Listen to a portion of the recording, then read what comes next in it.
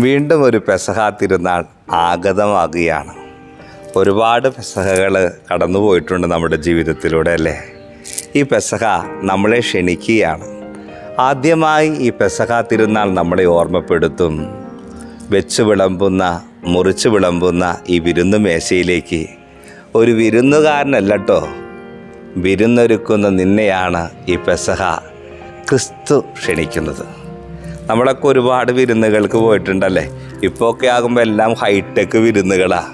നമ്മളെ ഹോളിലൊക്കെ ചെല്ലുമ്പോൾ ഇങ്ങനെ ഒരുപാട് സ്റ്റാർട്ടേഴ്സ് ഇങ്ങനെ കാണും, ജ്യൂസുകൾ, സ്റ്റാർട്ടേഴ്സ്.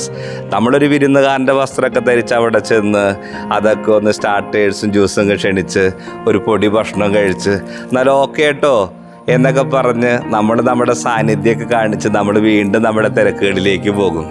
ഒരു വിരുന്നിൻ്റെ സ്വഭാവം അങ്ങനെയായിപ്പോയി. പക്ഷേ ഈ പെസഹ പറയാണ്, ഒരു വിരുന്നുകാരൻ്റെ വസ്ത്രമല്ല കേട്ടോ, ഒരു വിരുന്നൊരുക്കുന്നവൻ്റെ വസ്ത്രമാണ് ഈ പെസഹായിൽ ക്രിസ്തു നമ്മളിൽ നിന്ന് ആഗ്രഹിക്കുന്നത്. രണ്ടാമതായിട്ട് ഈ പെസഹ നമ്മളെ ഓർമ്മപ്പെടുത്തുകയാണ്, അഴകുള്ള പാദത്തേക്കാളും സുഗന്ധമുള്ളൊരു ഹൃദയം വേണം. ലാസറിൻ്റെ ഭവനത്തിൽ ചെല്ലുമ്പോഴൊക്കെ ഈശോയുടെ പാദത്തിൽ ഒഴുക്കുന്ന ഒരു സുഗന്ധ തൈലത്തെക്കുറിച്ച് പറയുന്നുണ്ട്. തിരുവചന സുവിശേഷങ്ങൾ ഇങ്ങനെ മാറിപ്പറയുമ്പോൾ പറയും, പാപിനിയായ സ്ത്രീയും ഈശോയുടെ പാദത്തിലിരുന്ന് നല്ല വിലപിടിപ്പുള്ള നാർദീൻ തൈലമൊക്കെ ഈശോയുടെ പാദത്തിൽ ഒഴിക്കുന്നതിനേക്കാളും മുമ്പ് കണ്ണീരൊഴുക്കി ഈശോയുടെ പാദങ്ങൾ കഴുകി തലമുടി കൊണ്ട് തുടച്ച് ആ സുഗന്ധം അവിടെ ഒഴിക്കുമ്പോൾ അത് ക്രിസ്തുവിൻ്റെ സ്നേഹം കൊണ്ടും ആ സുഗന്ധത്തിൻ്റെ വലിയ സൗരഭ്യം കൊണ്ടൊക്കെ ആ വീട് മാത്രമല്ല, ആ പ്രദേശം മുഴുവൻ സുഗന്ധമായി. നമ്മൾ പെസഹാക്കി മാത്രമല്ല, നമ്മുടെ എല്ലാ ദിവസമൊക്കെ കുളിക്കുമ്പോൾ കാലൊക്കെ നല്ലോണം ഉരച്ചിങ്ങോട്ട് കഴുകുമല്ലേ. പ്രത്യേകിച്ചും പെസഹാ തിരുനാളിനൊക്കെ വരുമ്പോൾ ശിഷ്യന്മാരാകാൻ ഒരുങ്ങുന്നവരും നമ്മളൊക്കെ നന്നായിട്ട് ശ്രദ്ധിക്കും. കാലൊക്കെ നല്ലോണം കഴുകി ഉരച്ച് അഴുക്കില്ലാതിരിക്കാൻ വേണ്ടി ശ്രദ്ധിക്കും.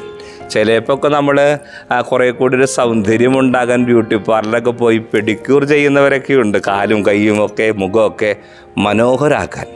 ദിവസം പറയുകയാണ്, അഴകുള്ള പാദത്തേക്കാളും ഒരു സുഗന്ധമുള്ള ഹൃദയം വേണം. ബാഹ്യമായ സൗന്ദര്യമൊക്കെ ദൈവത്തിൻ്റെ ദാനമാണ്. പക്ഷേ ആന്തരികമായൊരു സൗന്ദര്യം അത് ദാനം മാത്രമല്ല, വരങ്ങൾ പോലെ നമ്മൾ ചോദിച്ചു വാങ്ങേണ്ട വലിയ കൃപയാണെന്ന് ഈ പെസഹ നമ്മൾ ഓർമ്മപ്പെടുത്തുകയാണ്.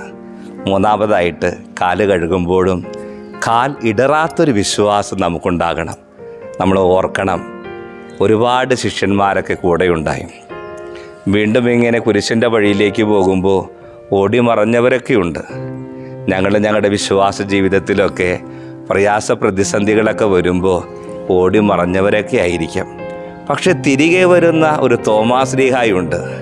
എൻ്റെ കർത്താവേ, എൻ്റെ ദൈവമേ എന്ന് പ്രഘോഷിക്കുന്ന, ഹൃദയം തൊട്ട് വിശ്വാസം ഏറ്റുപറയുന്ന ഒരു തോമാസ് ലീഹായുണ്ട്. ഈ പെസഹായി നമ്മളെ ക്ഷണിക്കുകയാണ്. ഞങ്ങളുടെ ജീവിതത്തിലൊക്കെ പലപ്പോഴൊക്കെ കാലുകൾ ഇടറിപ്പോയിട്ടുണ്ട്. എങ്കിലും വിശ്വാസത്തിൽ ആഴപ്പെടാൻ, വിശ്വാസത്തിൽ അനുഭവങ്ങൾക്ക് ജന്മം നൽകാൻ ഈ പെസഹ നമ്മളെ ക്ഷണിക്കുകയാണ്. ദൈവാനുഭവത്തിൻ്റെ വിരുന്നു മേശയിൽ ഞങ്ങൾക്ക് വേണ്ടി വിരുന്നൊരുക്കിയപ്പോൾ അങ്ങയുടെ മുറിവിൻ്റെ 1000 അയൽപക്കത്ത് വരില്ല.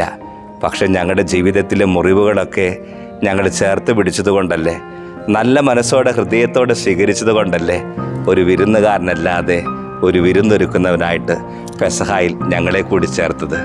ദൈവമേ, ഈ കടന്നുപോകുന്ന ദിവസം ഞങ്ങളുടെ ജീവിതങ്ങളുടെ വിരുന്നു മേശകളിലെ വിരുന്നൊരുക്കുന്നവന് അനുഭവങ്ങൾ നൽകി ഞങ്ങളെയും ഞങ്ങളുടെ കുടുംബങ്ങളെയും സമൃദ്ധമായി അനുഗ്രഹിക്കണമേ.